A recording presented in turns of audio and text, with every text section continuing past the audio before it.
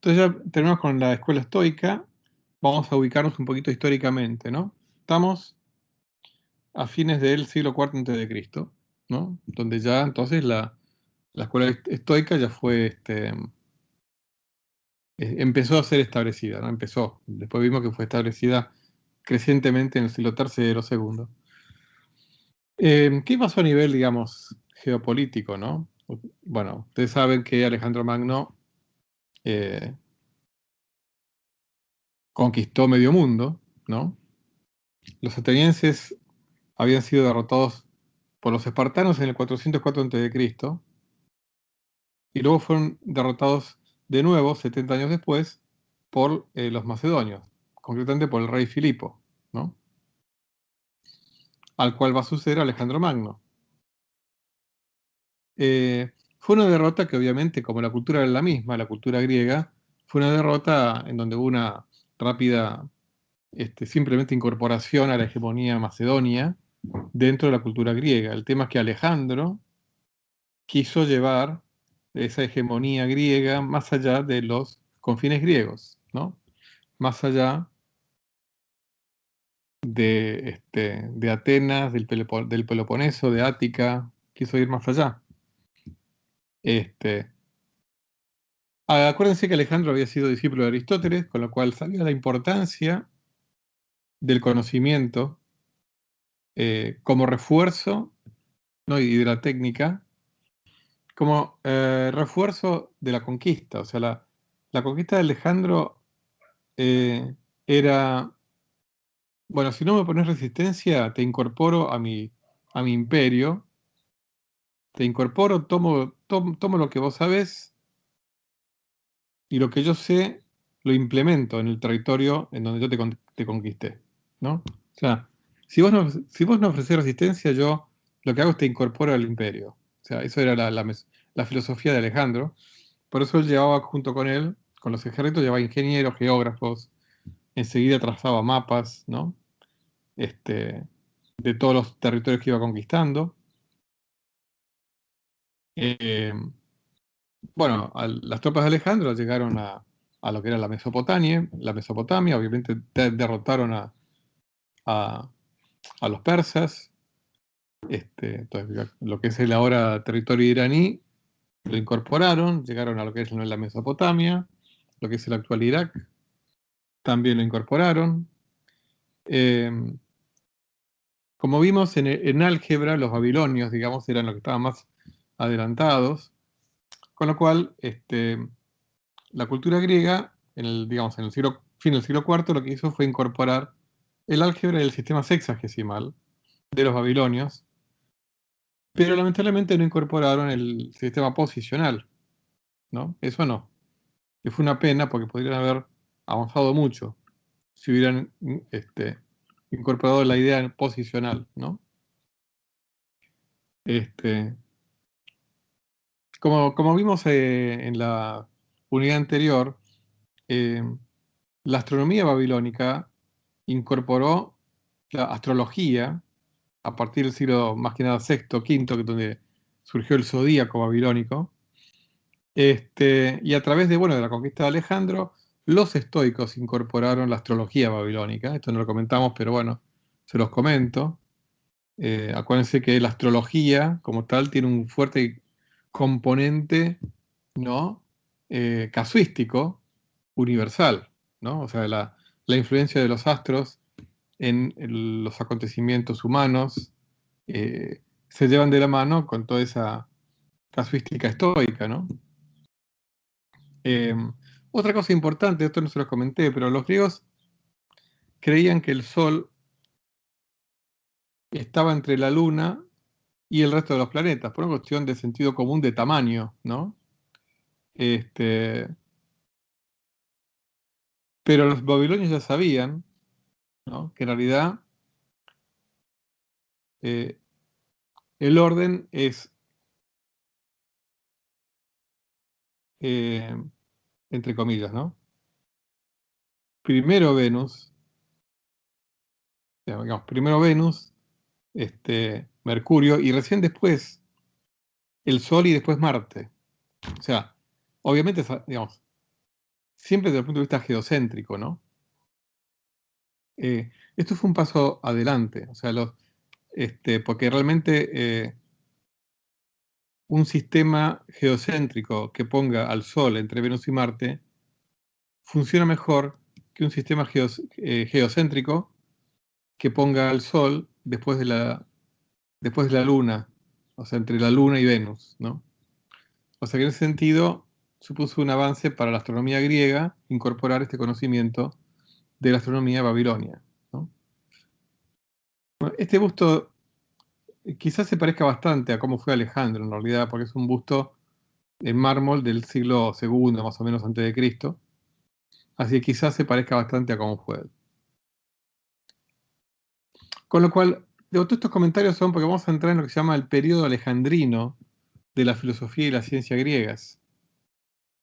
¿Por qué? Bueno, porque el centro occidental cultural se va a mudar de Atenas a Alejandría, que Alejandría va a ser una ciudad fundada por Alejandro, en Egipto.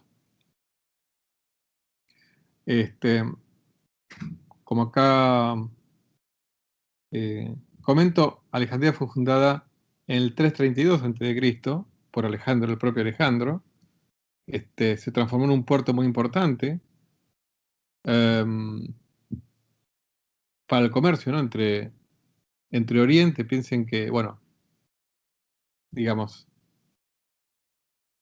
Arabia conectada con Judea, Samaria, la península del Sinaí, Egipto, todo eso desde el puerto de Alejandría era un punto importante de conexión con Europa, yendo a los puertos, por ejemplo, de Grecia, ¿no?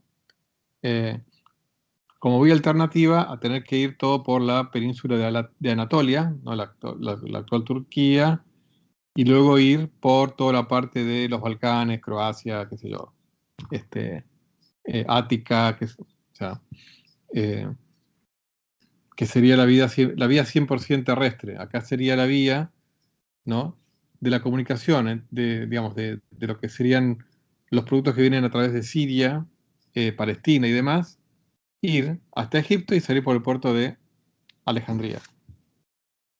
Este, bueno, como ustedes saben, Alejandro murió muy joven, tenía 33 años o algo así, y dividió su imperio entre sus generales, eh, a Ptolomeo, que también había sido alumno de Aristóteles, al igual que Alejandro. Ptolomeo fue un general de Alejandro. eh, Se quedó con la zona de Egipto y alrededores, ¿no? Y lo que hizo Ptolomeo fue fundar lo que se llamó inicialmente el Museo de Alejandría, en donde después se va a construir y crecer la famosa Biblioteca de Alejandría, ¿no? Esta biblioteca y este museo fue creciendo con el correr de las décadas. Ustedes van a ver que hay muchos Ptolomeos, porque a partir de Ptolomeo, que sería Ptolomeo I, fue sucedido con una dinastía de Ptolomeos, Ptolomeo II, Ptolomeo III, sucesivos reyes de Egipto, de esta dinastía helénica, ¿no?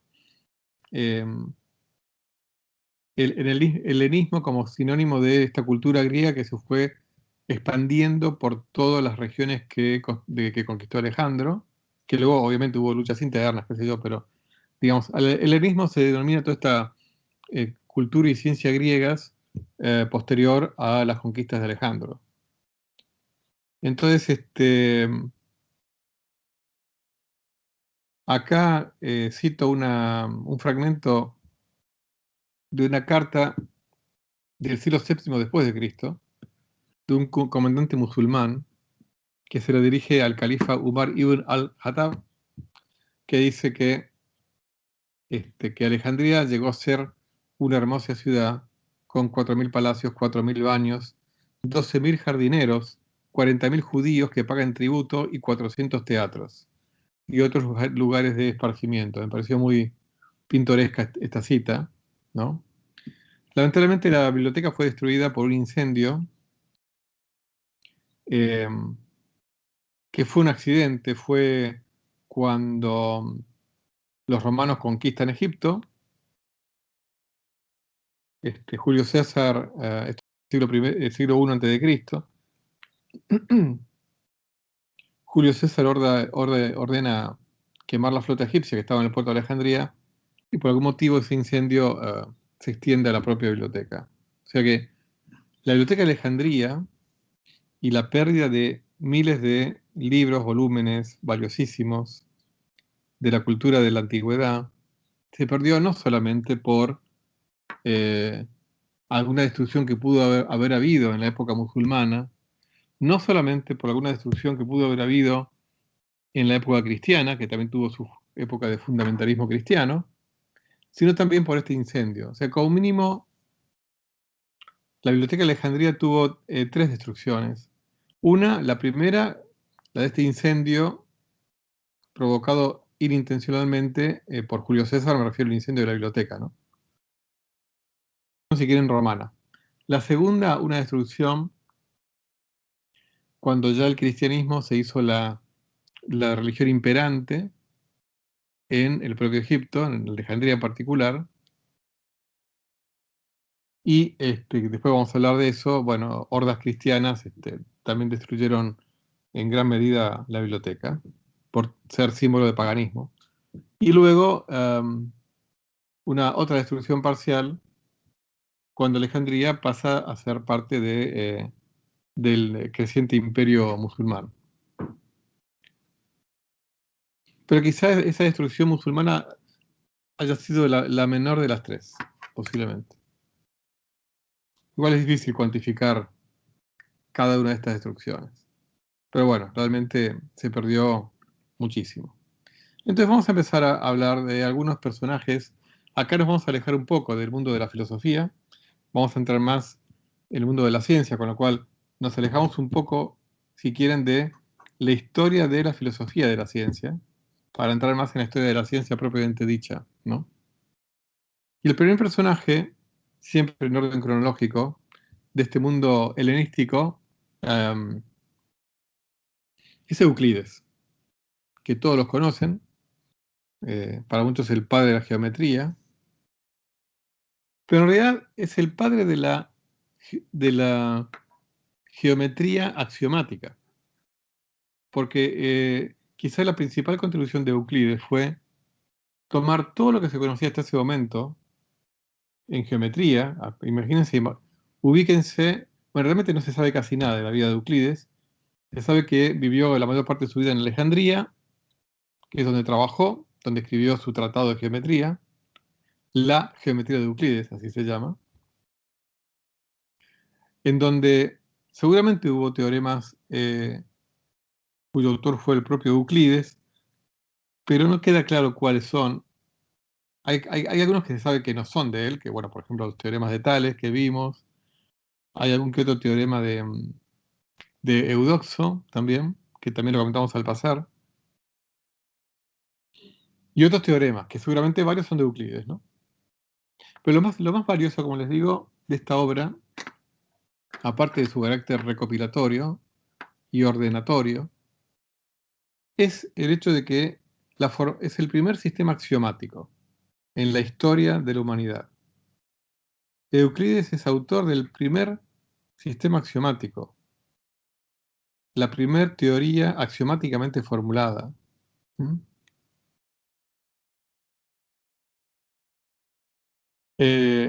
Y les cuento que el texto de Euclides se siguió usando como libro de texto hasta el siglo XIX. O sea, los chicos estudiaban geometría, ¿no?, en la escuela, usando como libro de texto el de Euclides. ¿Eh? O sea, como para que vean la importancia y lo bien escrito que estaba, ¿no? Entonces, acá, bueno, les voy a explicar por qué puse esto que está acá. Entonces, los elementos, ¿no? Así se llamaba, los elementos de la geometría de Euclides, o elementos a secas, tenían 5 axiomas o verdades indemostradas, 23 definiciones y 5 nociones comunes. A partir de esto, se deducían todas las demás propiedades de los objetos geométricos, ¿no? Lo que llamaríamos teoremas. Entonces, se dividen en 13 libros los elementos. Los primeros 6 son sobre geometría plana, elemental, lo que uno llamaría geometría euclídea a secas.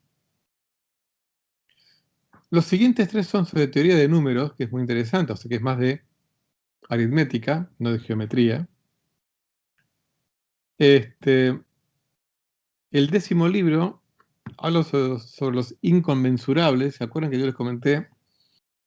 Los inconmensurables son números que no tienen una medida en común con los números conocidos.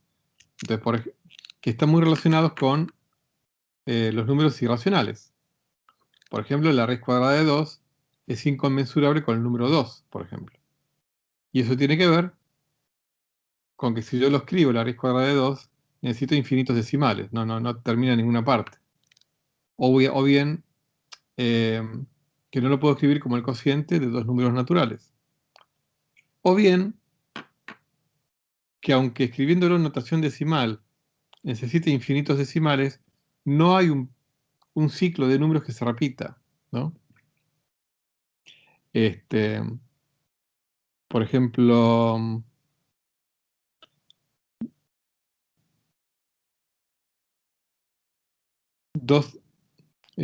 20 dividido 6 me da 20 dividido 6 me da 3,33333, pero periódico. Entonces es un número racional, aunque tenga en notación decimal, necesita infinitos decimales, ¿no? 20 dividido 6, 3,3333, que equivale a 10 dividido 3, ¿no? 3,3333 así infinitos. Igual es un número racional, porque es 10 tercios, ¿no?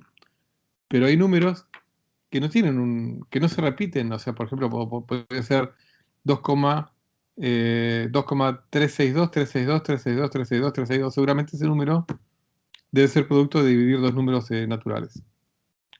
Pero hay números que no se repiten, que no tienen ningún ciclo de... Cuando yo los escribo en notación decimal, no tienen ningún ciclo que se repite. Entonces, esos números seguramente son irracionales. Bueno, y los últimos 3 libros, en su mayor parte, son sobre geometría de sólidos, que es un tema muy complejo, cuyo principal pionero fue Eudoxo. Y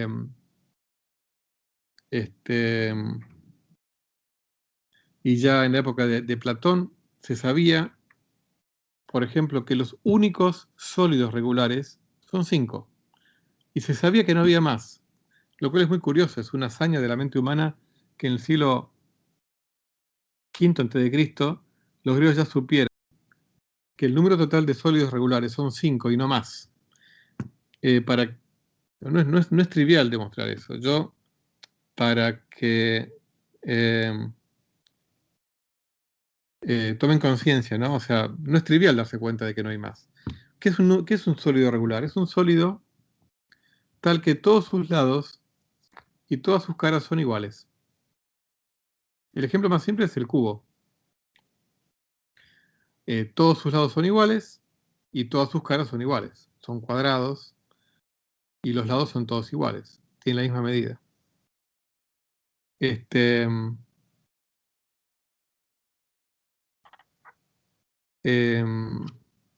Después el tetraedro, es esto que está acá.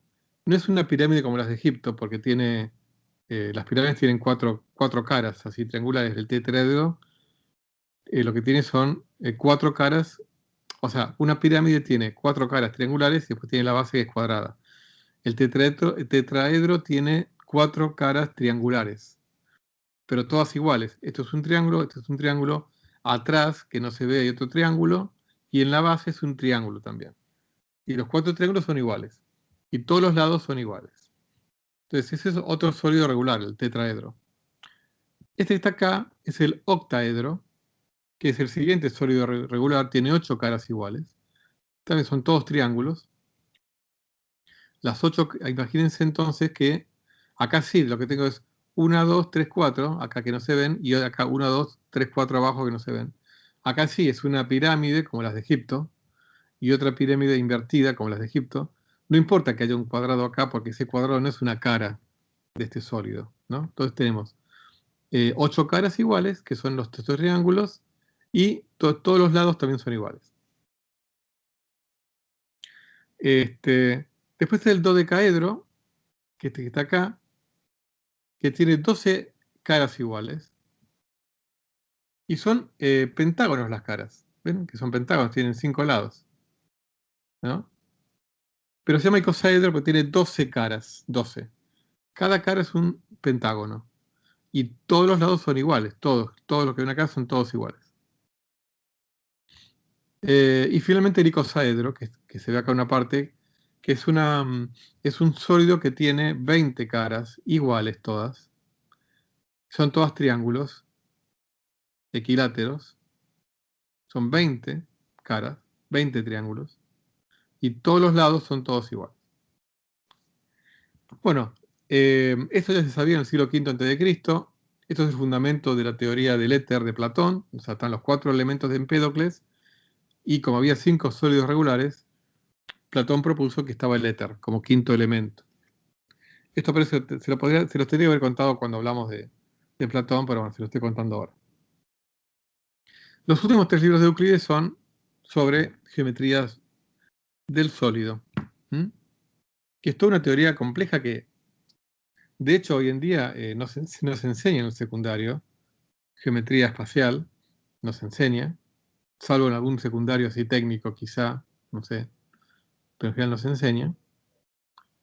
Y tampoco se enseña, salvo quizá en la carrera de matemática, pero digamos, en física no se enseña geometría, o se enseña muy poquito geometría del sólido, o sea, geometría tridimensional se enseña poquito, ¿no?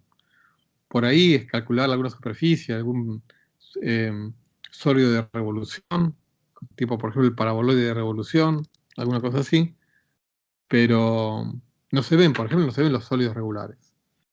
Y en ingeniería tampoco, salvo en alguna ingeniería en particular, por alguna necesidad, no nos enseña. Un área bastante complicada. Entonces ahora vamos a ver un poquito en detalle, por la importancia que tiene como primer sistema axiomático, qué son estas, lo que llamaban las nociones comunes, ¿no? Vamos a ver qué son las nociones comunes. Las nociones comunes tienen que ver con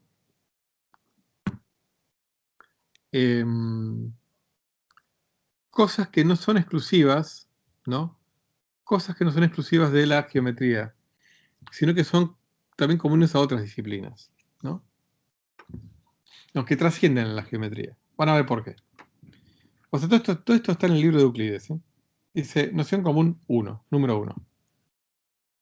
Cosas que sean iguales a una tercera son iguales entre sí. Esto es uno de los axiomas del álgebra.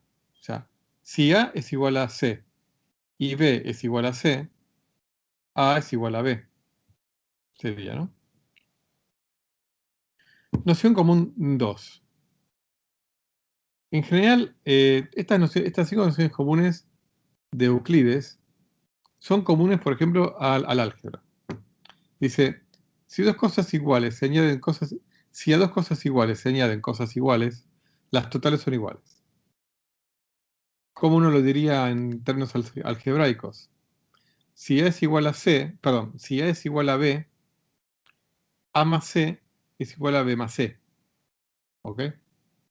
Noción número 3. Si de cosas iguales se quitan otras iguales, las restantes son iguales.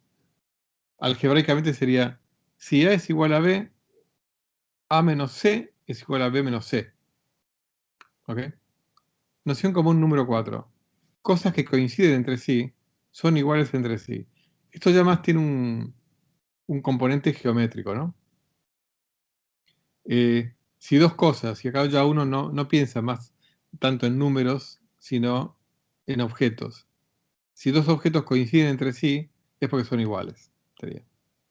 Y finalmente la noción común número 5, el todo es mayor que la parte. Estas fueron las 5 nociones comunes que introdujo Euclides. Yo les dije que eran 23 definiciones, vamos a comentar las primeras 6 para no aburrirlos.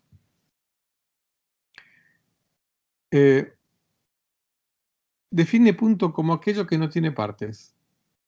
Es que realmente hasta hoy en día, ¿no? A nadie se le ocurre ninguna mejor definición de lo que es un punto, ¿no? Definición 2. La línea es una longitud sin espesor ni anchura. O sea, él define línea por lo que no es. La línea es algo que no tiene espesor ni anchura, pero sí tiene largo.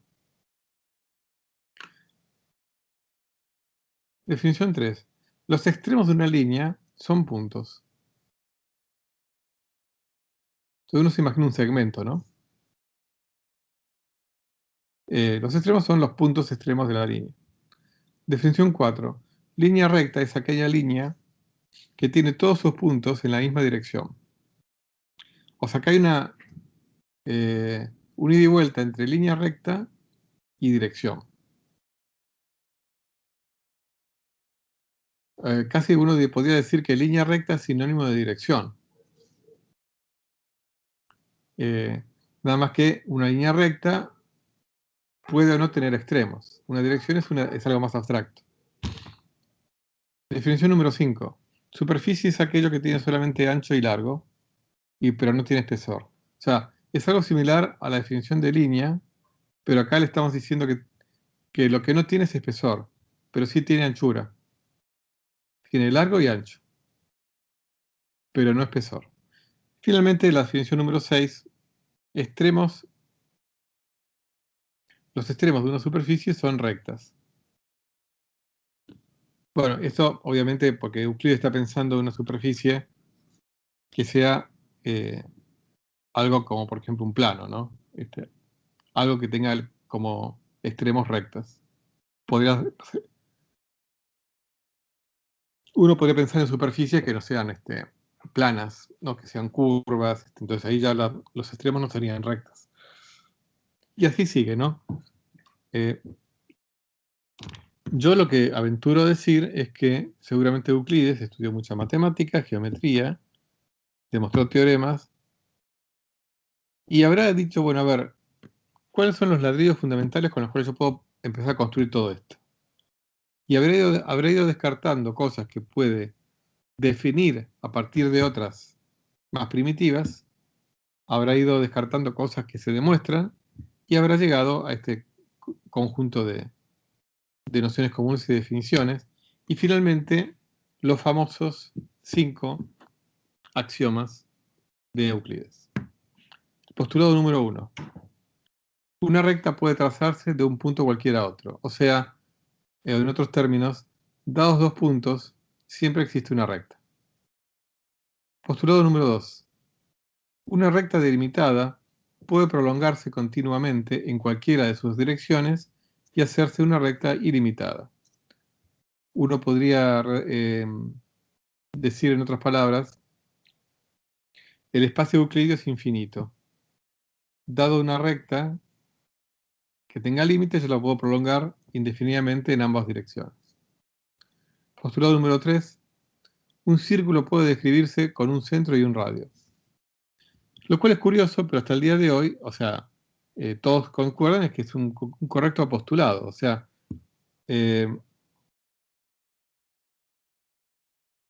un círculo definido como el conjunto de puntos que equidistan de un dado punto, entonces yo lo puedo describir por esa distancia, ¿no? Que digo que equidistan, y el punto S del cual equidistan, que llamo centro. Esto es un postulado. El postulado número 4. Todos los ángulos rectos son iguales entre sí.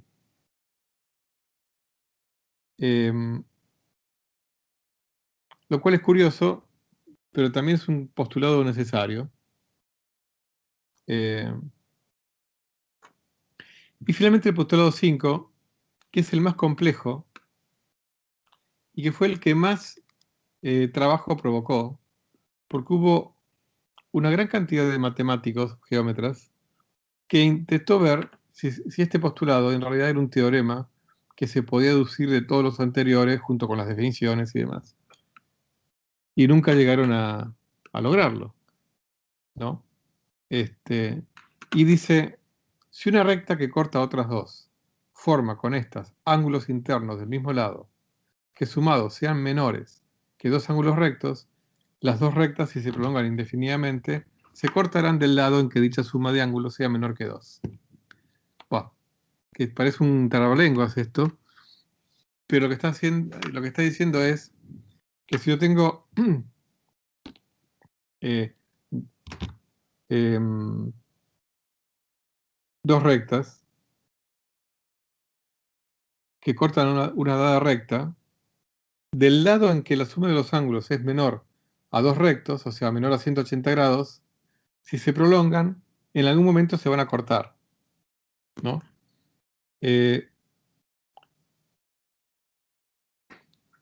Lo que lograron demostrar los que vinieron después es que este postulado es equivalente a otro que dice, dado un punto y una recta exterior a ese punto, por ese punto pasa una única paralela a la otra recta.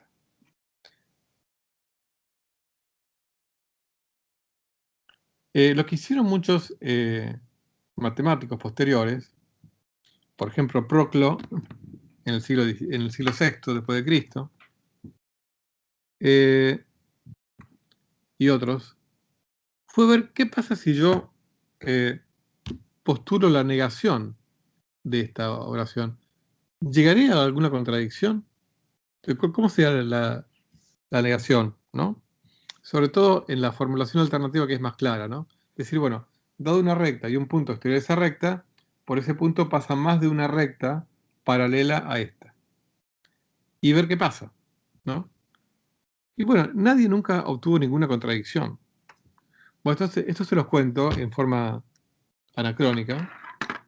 En el siglo XIX, los matemáticos Bolyai y Lobachevsky, polacos, por su lado, y en paralelo el matemático alemán Carl Friedrich Gauss,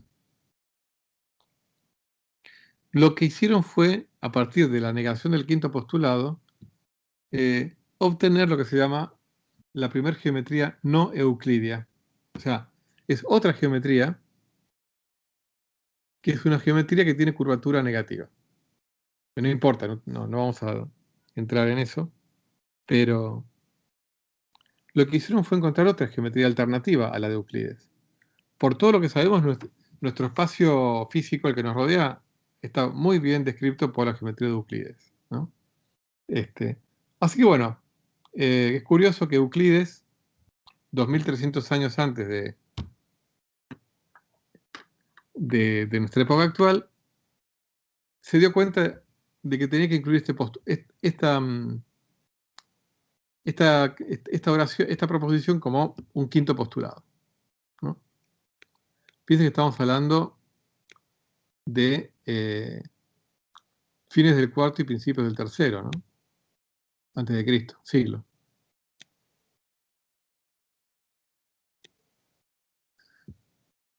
Bueno, hay un cráter en la Luna que se llama Euclides. Hay muchos cráteres que tienen nombres ilustres de la historia de la ciencia en la Luna. Entonces, como les dije, el mayor legado de Euclides es justamente la confección de un sistema axiomático.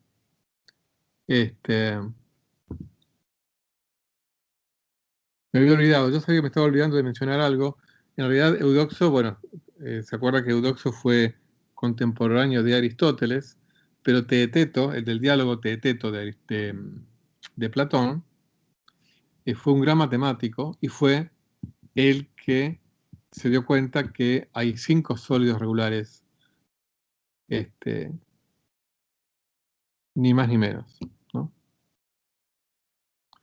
Así, bueno, esto es lo que tenía para contarles de Euclides. No es casi nada lo que sabemos de Euclides. Parecería como que heredó, digamos, el carácter platónico de su pensamiento en cuanto a despreciar la utilidad del conocimiento y más que nada el amor por el conocimiento mismo. Los romanos, ya vamos a ver, hicieron contribuciones a algunas cuestiones ingenieriles, pero no filosóficas. Los romanos eran una cultura fundamentalmente práctica, que le dio poca importancia a la filosofía. Y de hecho, la obra de Euclides, el primero que la comenta dentro del mundo romano es Cicerón. Estamos hablando del siglo I antes de Cristo.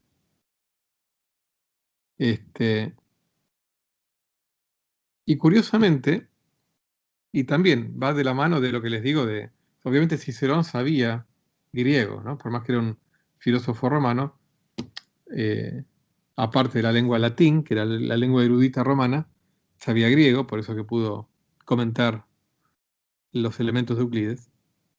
Pero la primera traducción conocida al latín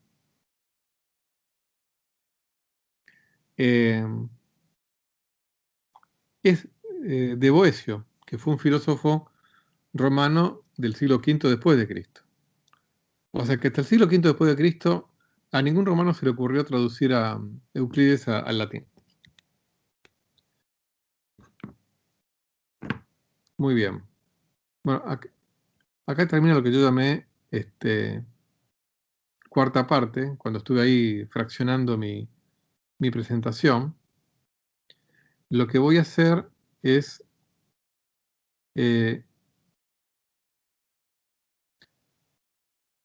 dejen ver una cosita. Como último tema de esta clase es hablar de Aristarco.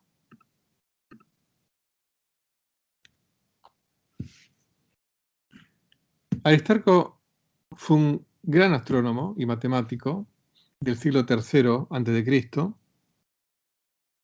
que pasó a la historia por haber sido el primero que propuso claramente un modelo heliocéntrico del sistema solar. Acuérdense que tanto Platón como los pitagóricos proponían un modelo igniocéntrico, o sea, había un fuego central, pero tanto la Tierra como el Sol orbitaban alrededor de ese fuego central. Aquí Aristarco, como les dije, todos los pensadores más importantes de los cuales vamos a hablar ahora son todos, aunque sea, pasaron buena parte de sus vidas en Alejandría, porque era el centro de la ciencia y filosofía más importante. Por supuesto que en Atenas seguía funcionando la academia, el liceo, la escuela de Epicuro, y la estoa de los estoicos, pero digamos a nivel científico, de lejos el centro era Alejandría.